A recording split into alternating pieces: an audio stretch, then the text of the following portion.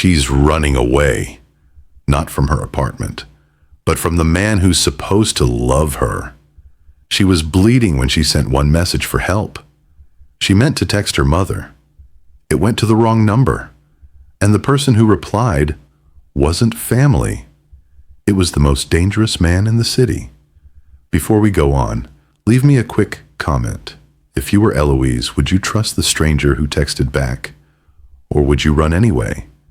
And where are you watching from? Don't skip the ending, because what she discovers about why Kim saved her completely changes how this story feels.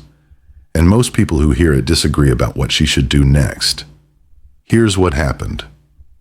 The glass didn't shatter near Eloise's head.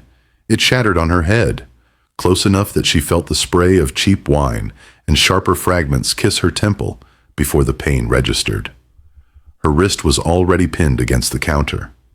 Marcus's grip was tight. His breathing was calm. That was the part that made her stomach drop. When he yelled, she knew the boundaries. Anger had a shape.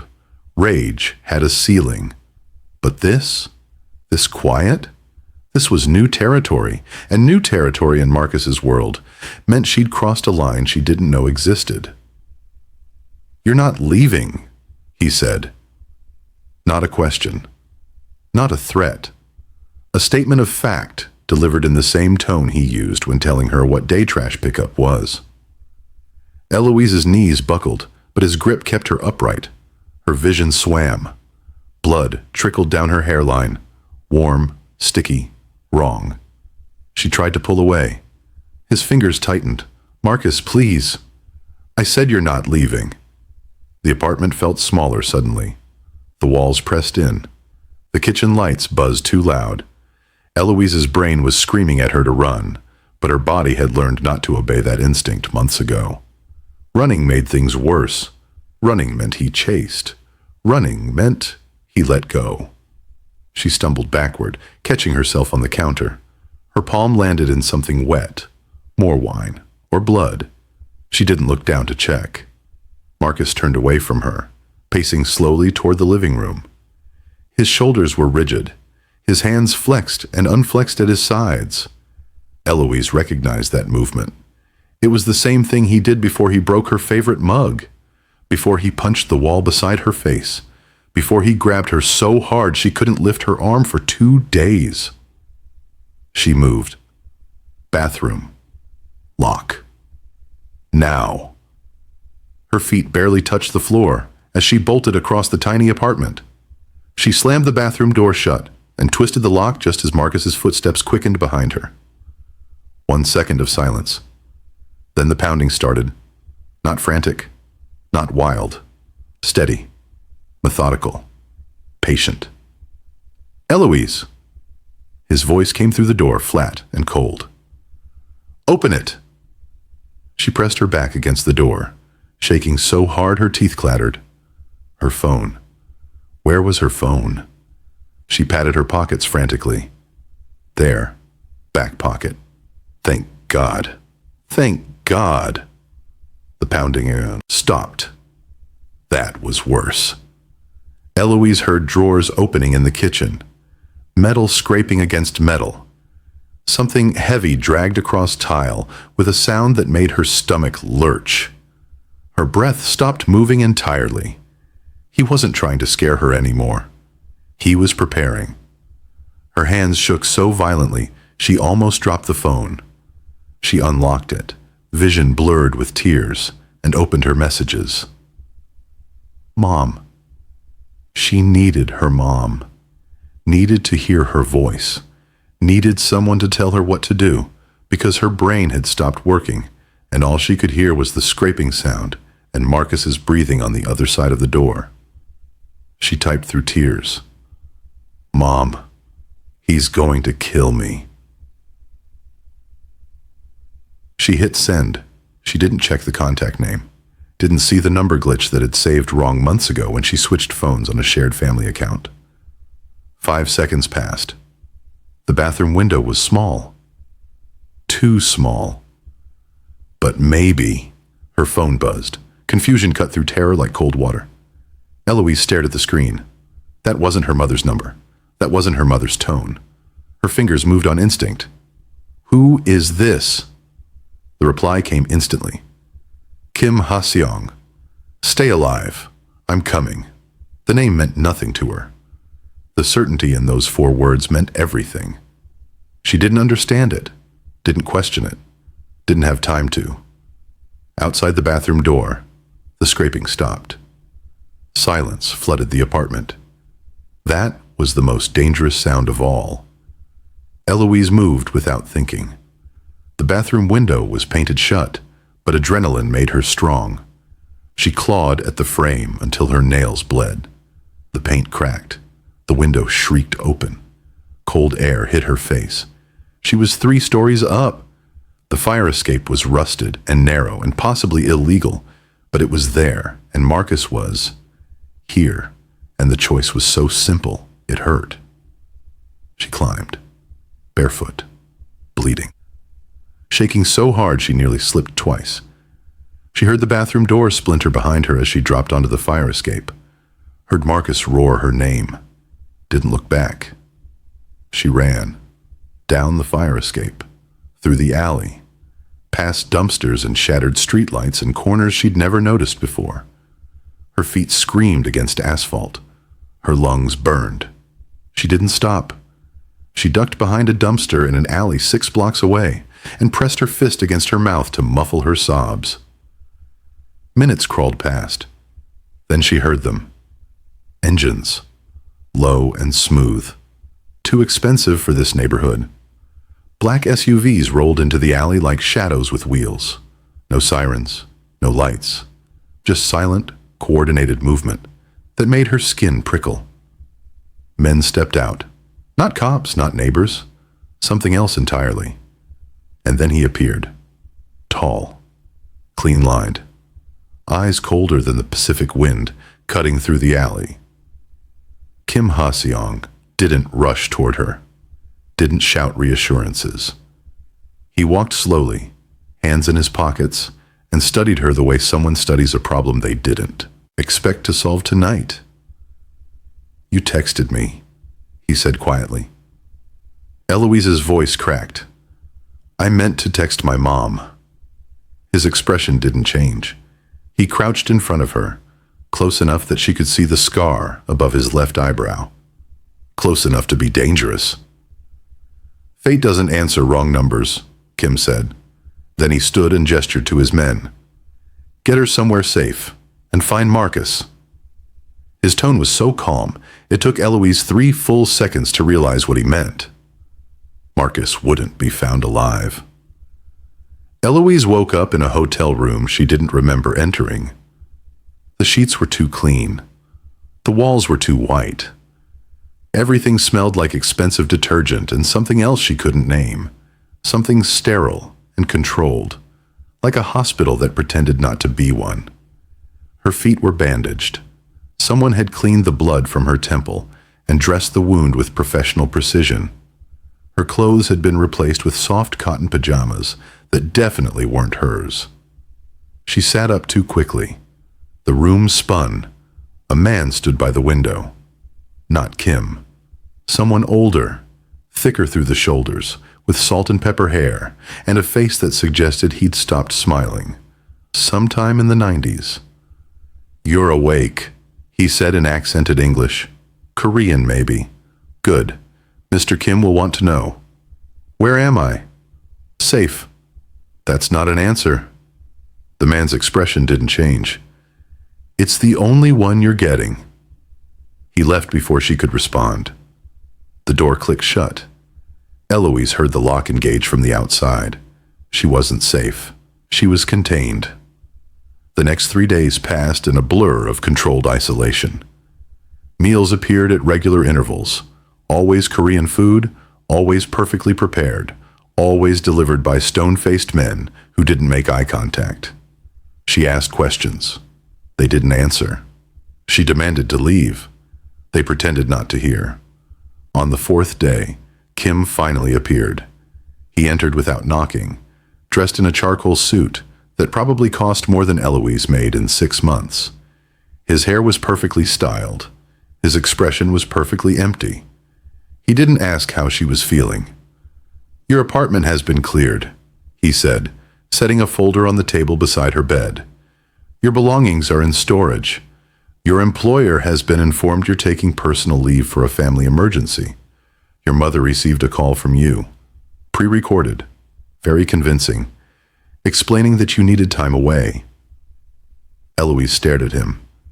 You can't just..." "I already did. Who the hell do you think you are?" Kim's eyes finally met hers. They were dark, unreadable, terrifying in their complete lack of warmth. "I'm the reason you're not dead," he said flatly. "That gives me certain privileges regarding your continued survival." "I didn't ask for..." "You texted me. That was asking." Eloise's hands clenched in the sheets. "I texted my mother. And yet I'm the one who answered." Kim moved to the window, hands in his pockets, staring out at a view Eloise couldn't see. "Do you know what happens to women who accidentally text crime lords, Miss Okafor?" She didn't answer. "They die," Kim continued. "Quickly, if they're lucky. Slowly, if they're not. They become leverage, bait, collateral damage in wars they don't understand." He turned to face her. "You are a liability, a problem I didn't order, and problems in my world tend to solve themselves violently." Eloise's throat tightened. "Then why am I still breathing?" "I'm still deciding." The silence that followed was suffocating. Kim pulled out his phone, scrolled briefly, then held it up so she could see the screen.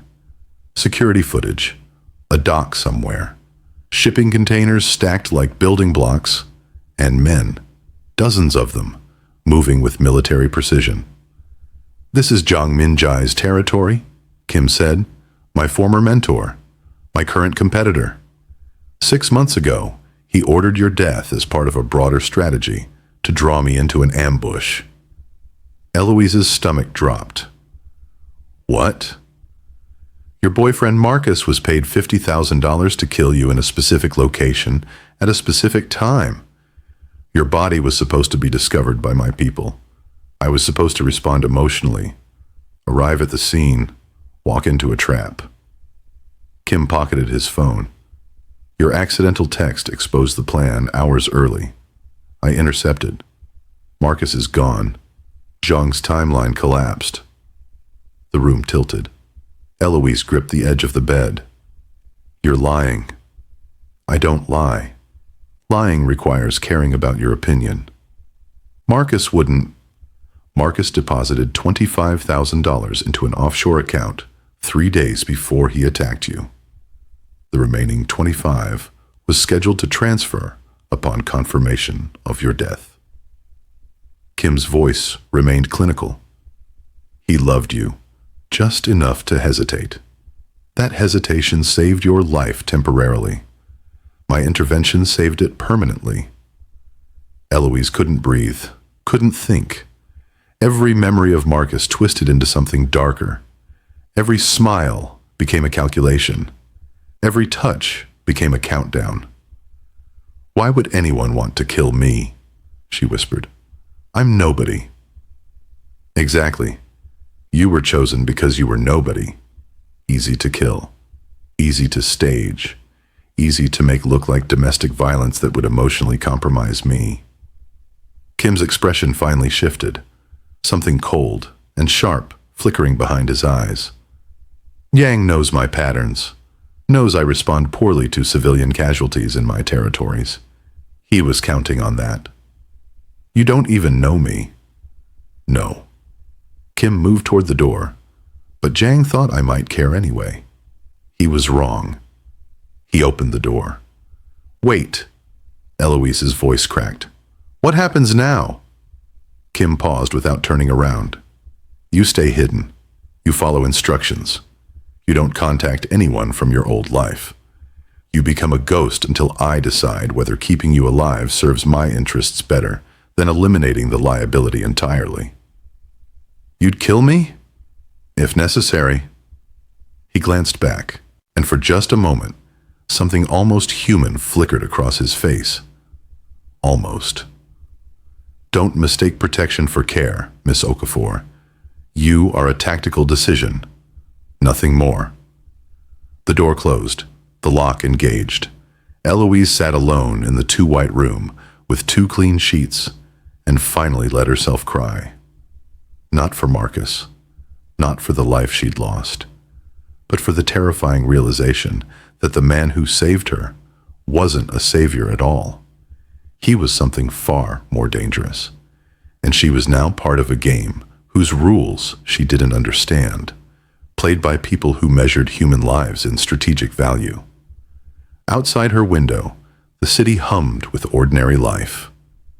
Inside, Eloise had become something she never imagined, a ghost haunting her own existence, watched, controlled, alive only because someone else decided her death wasn't convenient yet. 2 weeks passed before Kim let her leave the hotel. When he finally did, it came with conditions. A new apartment, small, clean, furnished with the kind of generic minimalism that screamed temporary. Security cameras in the hallway. A phone with only 3 contacts. Kim's number, his driver's number, and emergency services. Her old life had been surgically removed and replaced with this carefully constructed box. Eloise was allowed to return to work. The family whose twins she nannied welcomed her back with concerned hugs and whispered questions about her family emergency. She lied smoothly. Too smoothly. The ease of it frightened her. But returning to normalcy only highlighted how abnormal everything had become. She noticed them on the 3rd day back. The man at the bus stop, who got on when she did, but never rode past her stop. The woman in the coffee shop, who appeared too frequently, always ordering the same drink, always sitting with a clear view of Eloise's table. The sedan that parked across from the twins' house every morning, engine running, windows tinted black. Kim's people, watching, always watching. At first, Eloise found it almost comforting. Protection, right? That's what Kim had promised. Safety through surveillance. But comfort curdled into unease when she realized they weren't just watching her. They were watching for something. The first incident happened at the grocery store. Eloise was debating between 2 brands of rice. Ridiculous how normal life continued despite everything, when a man appeared beside her. Older, weathered face, smile too friendly for a stranger. "Excuse me," he said. "Do you work around here? I've seen you before." Standard small talk? Harmless. Except Eloise had learned that nothing was harmless anymore. "No," she said, moving her cart away. "Wait, I think you're the nanny for the Anderson family, right? The twins?"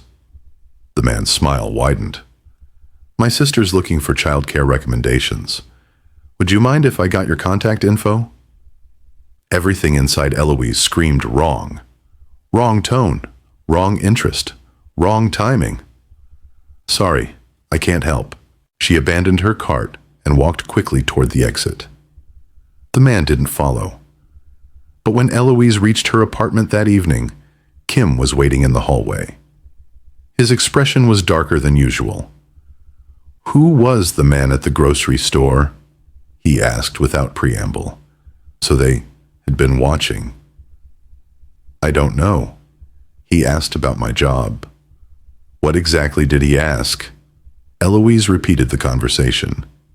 Kim's jaw tightened with each word. When she finished, he pulled out his phone and made a call in rapid Korean. The only word she caught was a name. Jang. He ended the call and looked at her with something that might have been concern if his face allowed such vulnerable expressions.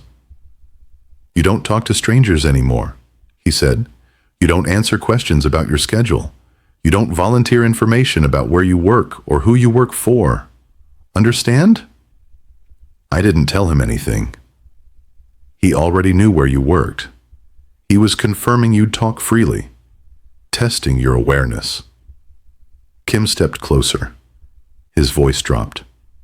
Jong's people are looking for openings, weaknesses. They'll use anyone.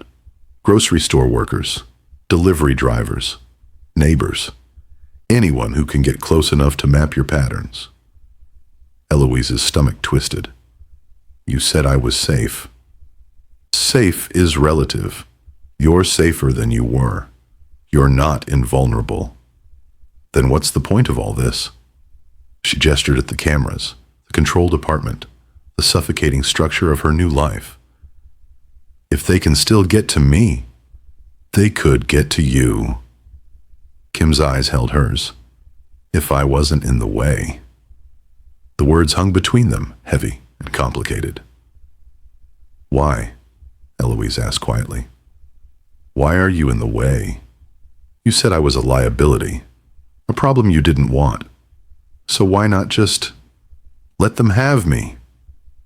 Kim's expression shifted, something unreadable flickering across his features before the mask returned. I'm still deciding, he said. But the answer felt less certain than it had 2 weeks ago. The second incident was worse. Eloise's mother called on a Saturday morning. The conversation started normal. Questions about work, reminders to eat properly, gentle scolding about not calling enough. Then her mother's tone changed. Eloise, baby, have you been posting things online? What? No. Why? Someone sent me a message on Facebook, said they were a friend of yours, asked about your schedule, where you're living now. Her mother's voice tightened with worry. They knew about Marcus, about what happened. They said they wanted to make sure you were okay. Ice flooded Eloise's veins. What did you tell them? Nothing. I didn't recognize the name. But Eloise, how did they know about Marcus? You never posted about him. You barely told me what happened. Because Kim's people had scrubbed her social media, erased Marcus's existence from her digital footprint, which meant whoever contacted her mother had information that shouldn't exist anymore. Mom, don't respond to any more messages like that. Block them. Don't answer questions about me from anyone you don't know personally. You're scaring me. I know. I'm sorry. But please, just trust me. After the call ended, Eloise sat in her kitchen shaking. They weren't just watching her. They were circling her family, drawing maps of everyone she loved. She called Kim. He arrived within 20 minutes. When she told him about her mother's call, his reaction was controlled fury, the kind that made the air pressure in the room change. Your mother's phone needs to be replaced. Today. My people will handle it. He paced her small living room like a caged animal. She can't know why. Make up an excuse. Phone malfunction? Anything. She'll ask questions. Then lie better. Kim stopped pacing and turned to face her fully. This is what protection looks like, Miss Okafor. It's not convenient. It's not comfortable. It requires you to cut pieces of your old life away to preserve what's left. Eloise stood, anger overriding fear for the first time in weeks. You talk about me like I'm a package you didn't order, she said, voice shaking. Like I'm cargo. You're stuck warehousing until you figure out what to do with me. I'm a person. I have a mother. I have a life. I have nothing. Kim's voice cut through hers like ice through water. You have nothing anymore. Your apartment? Gone. Your boyfriend? Dead. Your safety? Purchased with my resources and maintained by my people. Your mother's safety? Same. Your life exists because I allow it to exist. The words should have broken her. Instead, something fiercer ignited. Then why do you look so angry every time they get close? Eloise stepped toward him. Why do you show up personally instead of sending your men? Why do you care if Yang tests me, tracks me, circles my family. If I'm just cargo, why does it matter? Kim's expression cracked, just for a second, and something raw flashed behind his eyes before he rebuilt the wall. Because in my world, he said quietly, packages explode, and I've seen enough explosions. The admission hung between them, like a confession he hadn't meant to make. Eloise's anger faltered. She saw something in his face she hadn't noticed before. Not just control, not just calculation. Exhaustion. The kind that came from carrying too many lives for too long. I'm not a bomb, she whispered. Everyone's a bomb, Kim said. Some just have longer fuses. He left without another word, but the anger in his exit felt different than his usual coldness. It felt like fear.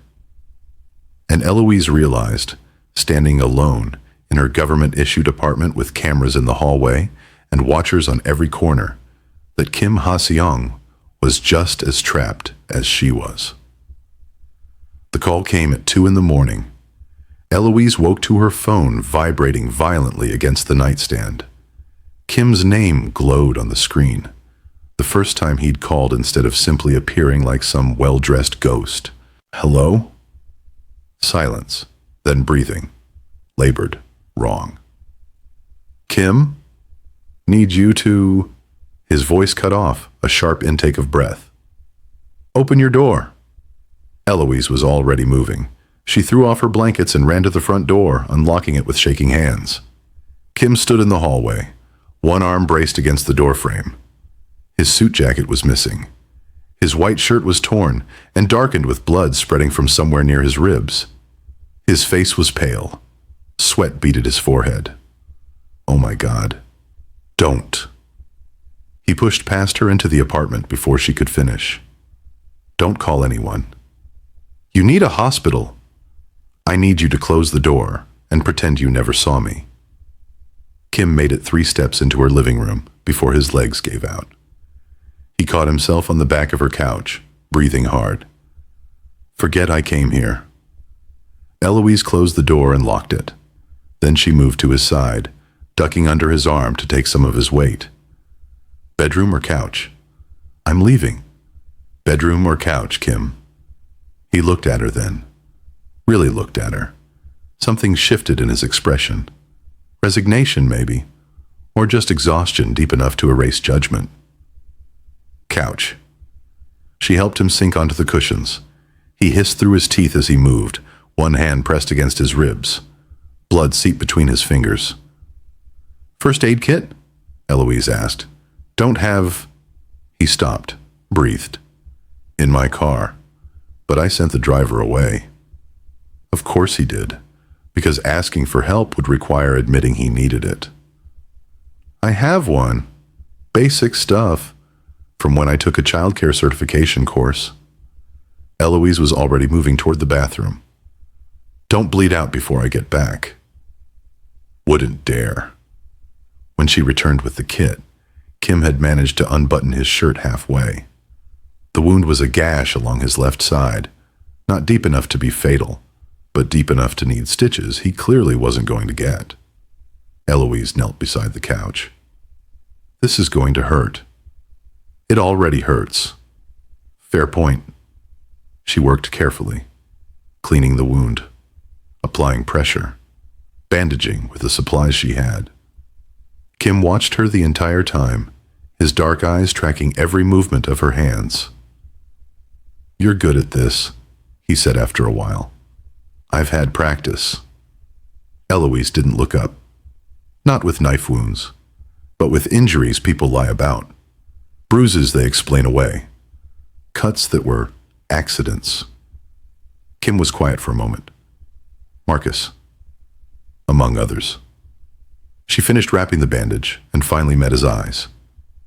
You're not the first dangerous man I've been close to. Just the first one who bleeds in my apartment at 2 a.m. Lucky you. Debatable. Something almost resembling a smile flickered across Kim's face before pain erased it. He leaned back against the couch, closing his eyes. Eloise stood to put the first aid kit away, but his voice stopped her. My father taught me the cost of attachment. She turned. Kim's eyes were still closed, his voice softer than she'd ever heard it. What? You asked why I care, why I show up instead of sending men, why it matters if Jang gets close to you. His breathing was labored but steady. My father ran a smaller operation in Seoul, nothing like what I have now. He fell in love with a woman, a civilian, a teacher, thought he could protect her by keeping her separate from his work, keep her clean, safe. Eloise sat on the arm of the couch, listening. Rivals found her anyway, used her to draw him out, killed her in front of him, made him watch. Kim's jaw tightened. He survived. Barely. But something in him died with her. He became reckless, sloppy, started making mistakes. 6 months later, his own men turned on him because he'd become a liability. Kim, I was 17 when I buried him. His eyes opened, meeting hers with brutal honesty. He taught me that attachment is a weapon, that love makes you weak, that the moment you care about someone more than you care about survival, you've already lost. Eloise's throat tightened. So why haven't you gotten rid of me? I'm still deciding. But the answer came slower this time, less certain, like he was lying to himself as much as to her. Who did this to you? Eloise asked quietly. Internal conflict. Someone in my organization thought they could take my territory by taking me out first. Kim's expression hardened. They were wrong. Are they dead? Yes. The simple certainty in his voice should have frightened her. Instead, she felt something more complicated. Not quite relief, not quite horror. Something in between that suggested she was adjusting to his world faster than she wanted to admit. You can't keep doing this, she said. Eventually, someone's going to succeed. Everyone dies eventually. That's not comforting. It wasn't meant to be comforting. It was meant to be true. Kim studied her face. You should be more afraid of me. I am afraid of you. Then why are you still sitting here? Eloise considered the question. Why was she? This man had upended her entire life, controlled her movements, made her a prisoner of his protection. He'd admitted he was deciding whether to kill her. He'd just confessed that attachment was weakness and love was a liability. And yet, because you came here, she said finally, you were bleeding and hurt and you could have gone anywhere. Safe houses, private doctors, your own people. But you came here, to me, to someone you call a liability. I wasn't thinking clearly. Bullshit. Eloise stood, crossing her arms. You're the most controlled person I've ever met. You don't do anything without thinking clearly. So why here, Kim? Why me? The silence stretched between them like a wire pulled too tight. Kim's voice, when it finally came, was barely above a whisper. Because I knew you wouldn't call anyone. Wouldn't ask questions I couldn't answer. Wouldn't expect me to be invincible. Because I've seen men bleed before. Because you understand what it costs to survive. The admission hung in the air, fragile and sharp. Eloise moved back to the couch, sitting on the edge, close enough that she could see the exhaustion carved into every line of his face. Your father was wrong, she said quietly. Kim's eyes snapped to hers. Excuse me? Attachment didn't make him weak. It made him human. He didn't die because he loved someone. He died because he lost her and couldn't figure out how to keep living without her. Eloise held his gaze. There's a difference. You're splitting philosophical hairs while I'm bleeding on your couch. You came here bleeding on purpose. The least you can do is listen to my philosophy. That almost smile flickered across his face again. Stronger this time. You're infuriating, he said. You're evasive. Trait of the profession. Trait of someone who's scared. Kim's expression shuddered immediately. I'm not. You are. You're terrified. Not of Jang. Not of your enemies. Not of dying. Eloise leaned forward.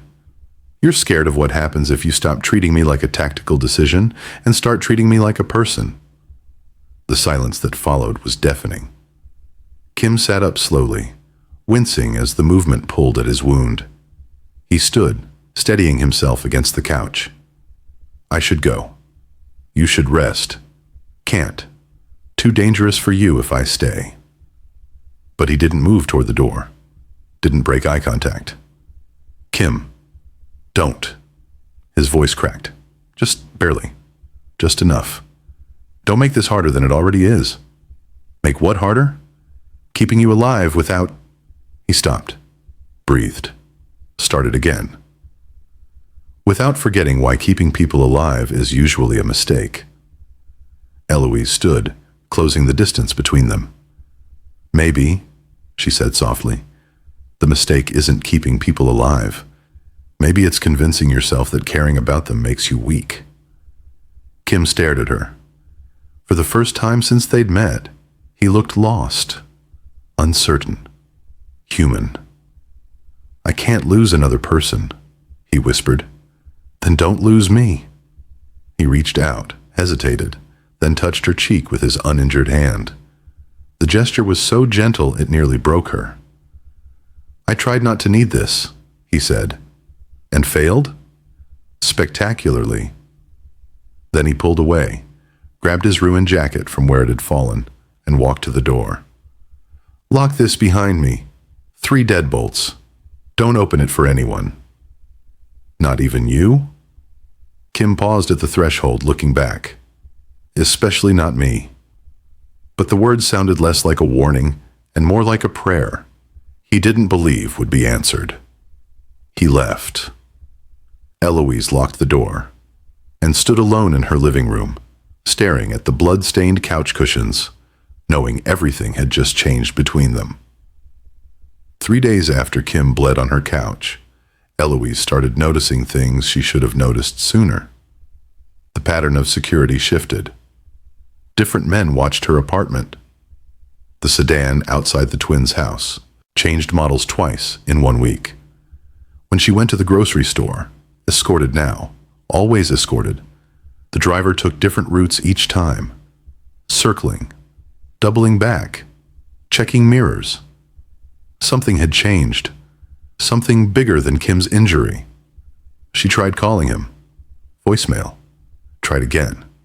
Same result. On the 4th day, the twins' father, Mr. Anderson, pulled her aside after breakfast. Eloise, I need to ask you something, and I need you to be honest. His expression was careful, concerned. Are you in some kind of trouble? Her stomach dropped. Why would you ask that? There are men watching the house. Same car. Different people. My wife noticed first. He glanced toward the living room, where his wife played with the twins. We're not angry. We just want to make sure you're safe, and that our children are safe. Eloise's mind raced through possible responses. Lies. Half-truths. Full confessions that would end her employment immediately. I had a situation with my ex-boyfriend, she said carefully. It's being handled. The people watching. Their protection. Not a threat. Protection from what? From him coming back. It wasn't entirely a lie.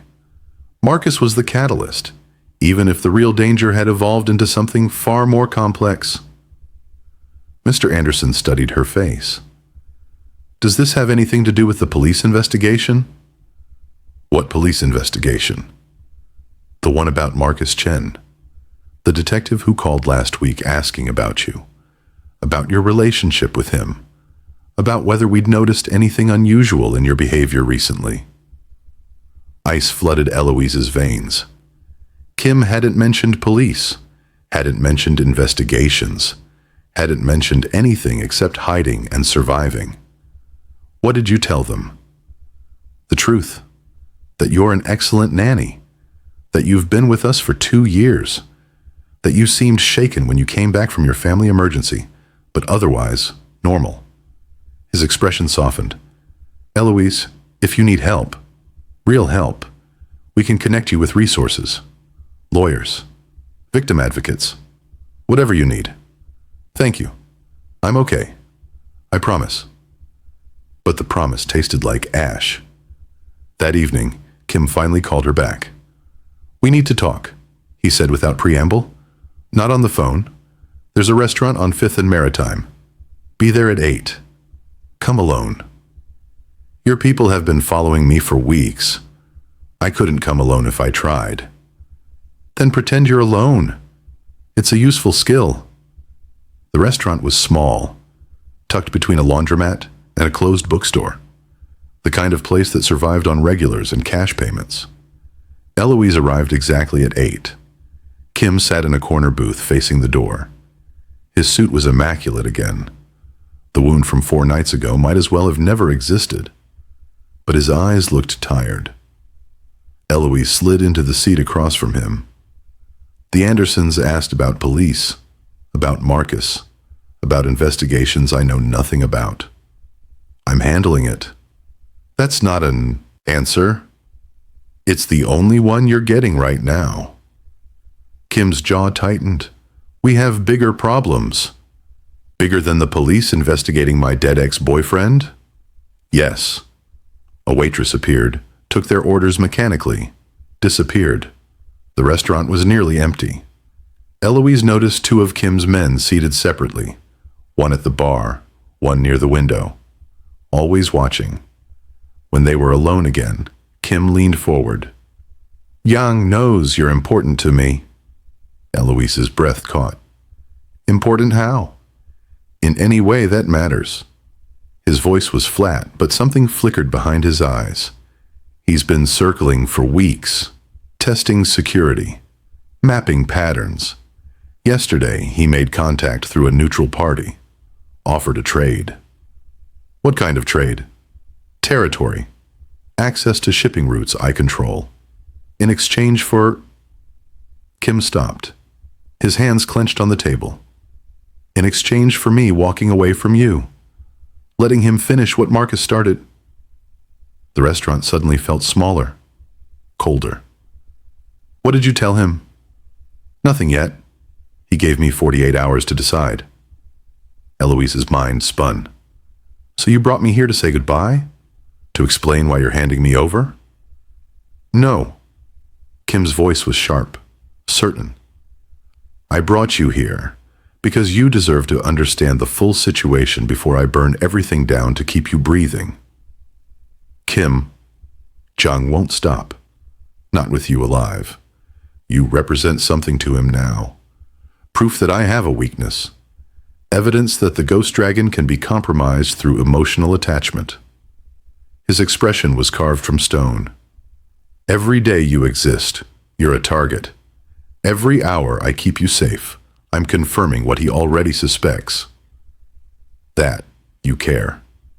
That I'm vulnerable. Same thing. Not in my world. Eloise stared at him across the table. This man who'd saved her by accident, who'd controlled her life out of necessity, who'd bled on her couch and confessed his father's death and touched her face like she was something precious he didn't know how to hold. There's something else, she said quietly. Something you're not telling me. Kim's expression flickered, just for a second. You're perceptive. And you're stalling. He pulled out his phone, scrolled briefly, then turned the screen toward her. Security footage, grainy. Time stamped 6 months earlier. It showed a restaurant. Different from this one, but similar. Small, corner location, cash business. And there, sitting at a table near the kitchen, was Eloise with Marcus. They were laughing, happy. She remembered that night. One of the good ones before everything turned dark. What am I looking at? She asked. Kim swiped to the next image. Same restaurant, different angle. This one showed a man at the bar.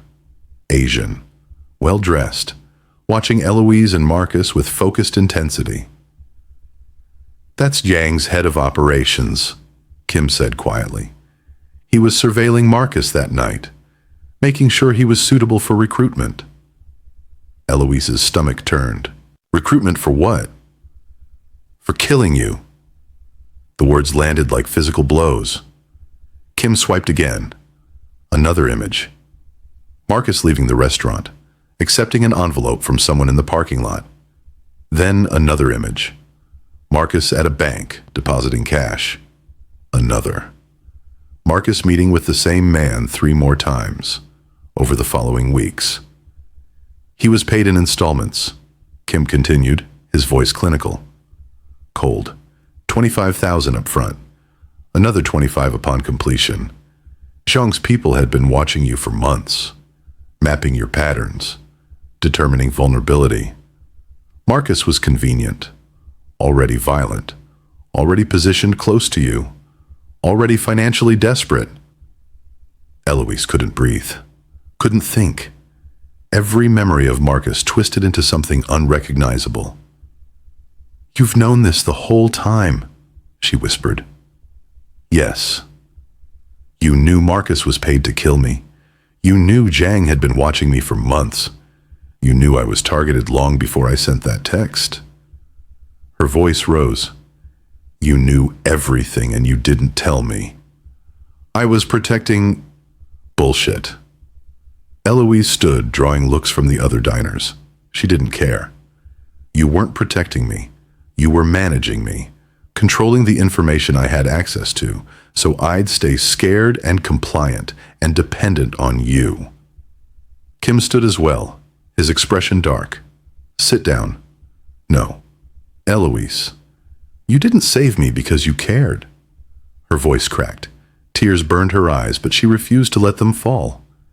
"You saved me because you needed to, because my death would have been bad for business, because Zhang outmaneuvered you, and you couldn't let him win." "That's not— Then what is it, Kim? Because from where I'm standing, I wasn't rescued. I was used. I'm still being used.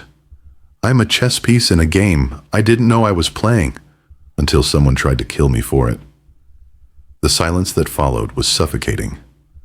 Kim's men had moved closer, ready to intervene if needed.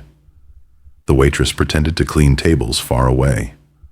Other diners whispered and stared. Kim sat back down slowly, gestured to Eloise's seat. "Please," he said quietly. Something in his voice made her pause. Not the command, the plea underneath it. She sat. Kim reached across the table, palm up, an offering, an invitation. "You're right," he said, "about all of it. I knew what Yang planned. I knew Marcus was paid. I knew you were marked for death long before your text arrived. And yes, initially I saved you because it was strategically necessary." "Initially? The first hour? Maybe the first day?" His dark eyes held hers. "Everything after that, I wasn't prepared for, didn't want, can't seem to stop." Eloise's anger wavered. "Stop what?" "Caring whether you live or die. Thinking about you when I should be thinking about operations. Coming to your apartment bleeding because some stupid, broken part of me trusts you more than I trust my own people." His voice dropped. "You were supposed to be temporary. A problem I'd solve and forget. Instead, you're—" He stopped. Breathed. "I'm what?" Kim's hand was still extended across the table. Waiting. "You're the first person in 15 years who makes me think my father might have been onto something," he said quietly. "That maybe attachment isn't weakness. Maybe it's the only thing that makes survival worth the effort." Eloise stared at his hand, at his face, at the vulnerability he was offering, despite every instinct telling him not to. She didn't take his hand. Instead, she stood again. But this time, she walked around the table and sat beside him in the booth. Close enough that their shoulders touched. "I'm terrified of you," she said quietly. of what you do, who you are, what being close to you means for my life. You should be. But I'm also... She stopped, found courage she didn't know existed. I'm also terrified of what my life looks like without you in it. And I hate that. I hate that you've become someone I need when needing people has only ever hurt me. Kim turned to face her. This close, she could see the exhaustion carved into his features, the weight he carried, the loneliness that matched her own. What do we do? He asked. I don't know, but lying to me doesn't keep me safe. It just makes me another person you're controlling. I was trying to protect, then protect me by trusting me with the truth. All of it. Not the version you think I can handle. Kim studied her face for a long moment, then nodded once. Final. Decided. Yang didn't just target you randomly, he said. He chose you specifically because surveillance suggested I might care. Even before I knew your name, he was betting on my psychology, betting I'd respond to a civilian woman in danger. How did he know? Kim's expression darkened with something that looked like shame. Because it's happened before. The confession hung between them like smoke. Kim didn't elaborate, didn't explain who the woman was or what happened to her. His face had closed again, that careful mask sliding back into place. But Eloise had seen the crack underneath, the wound that hadn't healed. Kim, not here. He stood abruptly, dropping cash on the table. We need to move. Now. What's wrong? I've been in one location too long. That makes you a target. He was already walking toward the exit, his men materializing from their positions to flank them. Stay close. They moved through the parking lot in formation. Eloise surrounded by bodies she didn't know, protected by men whose names she'd never learned. The night air was cold, sharp. Her breath fogged in front of her face. Kim's hand found the small of her back as they approached the car. Not possessive, protective, guiding her into the vehicle before sliding in beside her. The driver pulled away smoothly. No screeching tires, no dramatic acceleration, just careful, controlled movement designed not to draw attention. Where are we going? Eloise asked. Somewhere John can't predict. Kim stared out the window, jaw tight. He's escalating. The trade offer wasn't negotiation. It was theater. He's going to move regardless of my answer. Move how? Kim's phone buzzed. He glanced at it, and his entire body went rigid. Stop the car, he said quietly. The driver obeyed immediately, pulling into an empty lot beside a shuttered warehouse. Kim opened the door without explanation, stepped out, and made a call in rapid Korean. His voice was controlled, but the tension in his shoulders screamed danger. Eloise watched through the window as he paced, listened, responded with words she couldn't translate, but recognized as profanity. When he finally returned to the car, his expression was carved from stone. Change of plans, he said to the driver. Safe house 7. Now. Then to Eloise. Your mother received a package today. Her blood turned to ice. What kind of package? Photos. Of you. From the past 3 weeks. At work. At your apartment. Walking to the bus stop. Kim's voice was flat, professional, but his hands were clenched, with a note that said, "She looks happy. For now." Eloise couldn't breathe. He's threatening my mother. He's showing me he has access, that no one you love is beyond his reach. Kim pulled out his phone again, typing rapidly. I'm moving her tonight. Private security. New location. New phone. She'll think it's a vacation gift from a church charity she supports. We've already handled the cover story. You can't just relocate my mother without telling her the truth. I can, and I will, because the truth gets her killed. His eyes met hers. Hard, certain. You can hate me for it later. Right now, I need you to trust that I know how to keep people alive. The safe house was nothing like Eloise expected. No warehouse, no industrial district. Instead, they pulled up to a modest two-story home in a quiet suburban neighborhood. The kind of place where families lived, where children rode bikes and neighbors waved from porches. Hiding in plain sight, Kim explained as they entered. Jang's people look for obvious protection. Armed guards, cameras, security systems. They don't look for soccer moms and minivans. Inside, the house was comfortable. Lived in. Photos on the walls of people Eloise didn't recognize. A kitchen that smelled faintly of coffee and vanilla. "Whose house is this?" she asked. "One of my operations managers. She's on assignment overseas. Won't be back for months." Kim moved through the space with practiced ease, checking windows, testing locks. "You'll stay here until we resolve the Jang situation." "Resolve it how?" Kim didn't answer immediately. He pulled 2 glasses from a cabinet, filled them with water, handed her one. "There are only 3 ways this ends," he said finally. Jang backs down, which he won't. He dies, which starts a war. Or I give him what he wants. Me. Territory. But his hesitation told a different story. Eloise set her glass down. "You're considering it. The trade. I'm considering all options.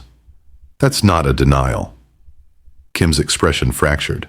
Just slightly. Just enough. "Do you know what it costs to protect one person against an entire organization?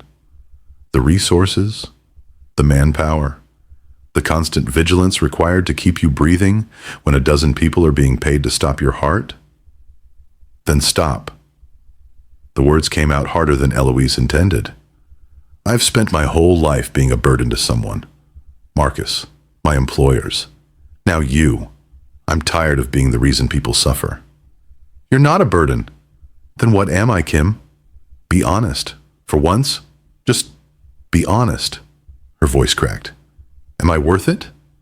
Worth the resources, and the war, and the constant danger? Or am I just another person you'll eventually bury because you couldn't walk away fast enough?" The silence stretched impossibly long. Kim moved closer. Close enough that Eloise could see the exhaustion etched into every line of his face. Close enough to be dangerous in an entirely different way. "You're the only person in 15 years who's made me want to walk towards something instead of away from it," he said quietly. "And that terrifies me more than Yang ever could." Eloise's breath caught. "Kim, I've lost people before. Watched them die because I cared too much. Stayed too close. Made myself predictable." His hand lifted, hovering near her face, but not quite touching. "I swore I'd never do it again. Never let someone matter enough to compromise my survival. But you texted the wrong number, and answered when I showed up bleeding, and sat in a restaurant while I confessed things I've never told anyone." His voice dropped. "And now I can't imagine surviving if something happens to you." Eloise reached up, closing the distance, pressing his palm against her cheek. "Then we survive together," she whispered, "or we don't survive at all." Kim's thumb traced her cheekbone. Gentle, reverent, like she was something precious he'd forgotten how to hold. "I don't know how to do this," he admitted. "How to care without it becoming a weapon.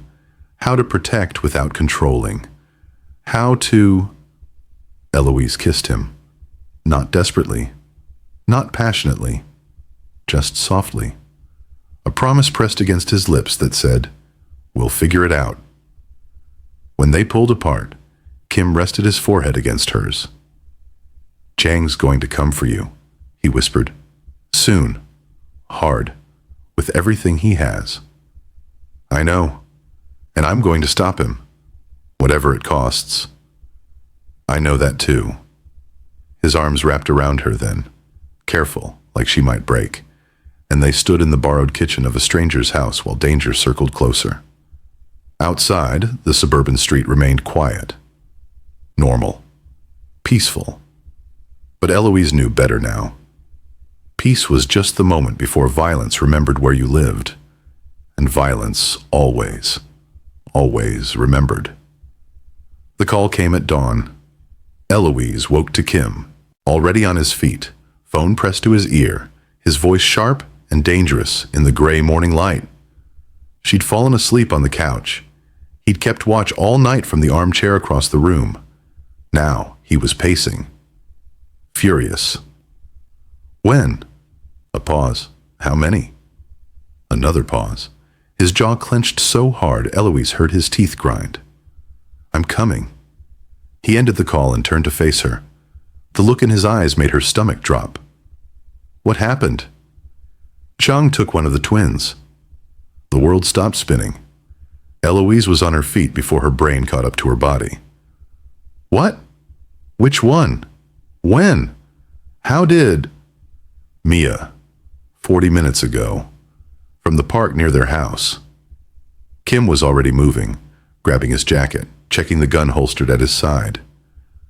The nanny they hired to replace you, temporarily, took both kids for an early morning walk. Routine. Predictable. 3 of Jong's men grabbed Mia while the nanny was distracted with Ryan. Oh my God. Oh my God. Eloise's hands shook, her vision blurred. Those twins, she'd cared for them for 2 years, watched them learn to walk, read them stories, wiped their tears. We have to call the police. No police. That's Jang's message. He sent photos. Kim's voice was ice. Mia's alive, unharmed for now. But he made it clear. I walk into his terms alone, or she doesn't come home. You can't go alone. It's a trap. Of course it's a trap. Kim pulled on his jacket with violent efficiency. But he has a 3-year-old child. A child you love. A child who's only in danger because Jong wants to hurt me by hurting you. His eyes met hers. Dark. Certain. Devastating. So I'm walking into the trap. Kim, no. Stay here. My people will keep you safe. If I don't come back... He stopped. Breathed. Started again. If I don't come back, they'll get you out of the country. New identity. Your mother's already being moved. You'll both disappear. Eloise grabbed his arm. You're talking like you're going to die. I'm talking like I'm being realistic. Realistic would be calling for backup, negotiating, finding another way. There is no other way. Kim's voice cracked. Just barely. He has an innocent child, Eloise. A baby who's terrified and crying and doesn't understand why strangers took her from the only world she knows. And it's my fault. My war. My choices that put her in that position. It's Jong's fault. It's mine. The words were final. Absolute. Everything that happens because of who I am. Every person who gets hurt. Every life destroyed. It's mine. I chose this world. They didn't. Eloise's eyes burned with tears she refused to let fall. Then let me come with you. Absolutely not. Kim, no. He cupped her face in his hands, gentle despite the violence coiling in every muscle. You're the only good thing I've protected that stayed good. I'm not bringing you into hell with me.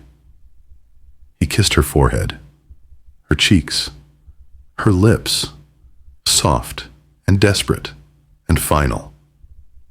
Then he was gone. The waiting was torture. Eloise paced the safe house like a caged animal. Kim's men stood guard outside, stone-faced and silent.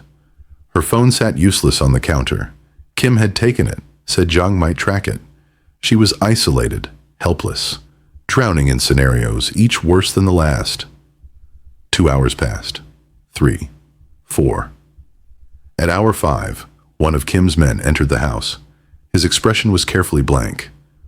We need to move you, he said in accented English. Why? What happened? Just precaution. Come now.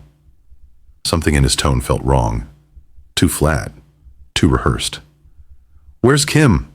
Eloise demanded. "Handling situation. We go now." He reached for her arm. Eloise stepped back. "I'm not going anywhere until someone tells me what's happening." The man's expression flickered. Impatience bleeding through the professional mask. "Ms. Okafor, please." The window exploded. Glass rained inward as gunfire shattered the morning. The man in front of Eloise dropped, blood blooming across his chest.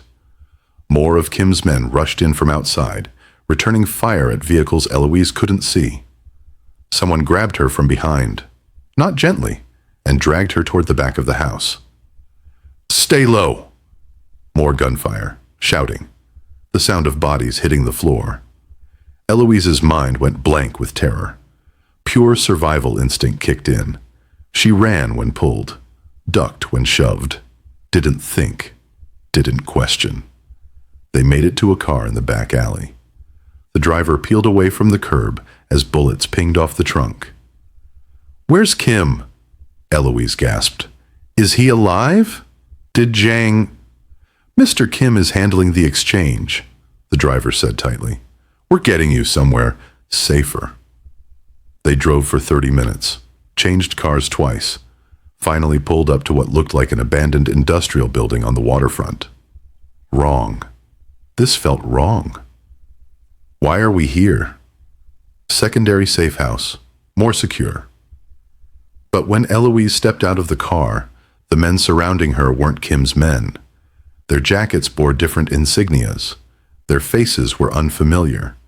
And the man walking toward her from the building entrance made her blood freeze. Asian.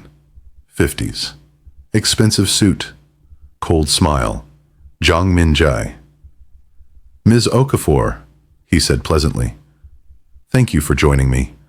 I apologize for the dramatic extraction, but Kim's people were becoming inconvenient." Eloise's legs nearly gave out. "Where's Kim? Where's Mia?" "Kim Ha-seong is exactly where I need him.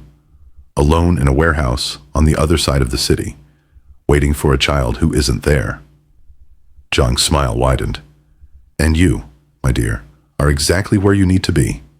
With me. You lied about Mia." "Oh no. I have the child. She's safe, unharmed. But she was never the real target." Jong stepped closer. "Kim would die for 100 children. He's done it before. Very predictable. Very noble. But you." His eyes glittered with malice. "You. He'll do worse than die for. He'll break for." Eloise tried to run. Jong's men grabbed her before she made it 3 steps. She fought, screaming, clawing, kicking. But they were trained and she was desperate, and desperation had never been enough. They dragged her into the building, threw her into a room with concrete walls and a single chair, and zip ties that cut into her wrists when they bound her. Jong crouched in front of her, still smiling. When Kim realizes what I've done, when he understands that while he was chasing shadows, I was taking his heart, he'll come for you. Jong's voice was almost kind. And when he does, I'll be waiting. With cameras, with witnesses, with proof that the ghost dragon can be destroyed through something as simple as love. "He'll kill you," Eloise spat. "Perhaps, but first he'll watch you die. And that, Ms. Okafor, is worth any price." Jong stood and walked toward the door. "Get comfortable. We have several hours before Kim figures out his mistake. I want you rested for the performance." The door slammed shut. Darkness swallowed everything. And Eloise sat bound to a chair in an enemy's warehouse, knowing that the man she loved was walking into an empty trap while she sat in the real one. Somewhere across the city, Kim would realize, would understand, would come. But would he come in time? What would you do if you were Eloise right now? Trust the man you love, or run and save yourself? Tell me your choice in the comments. Part 2 is where everything explodes. So subscribe so you don't miss what happens next.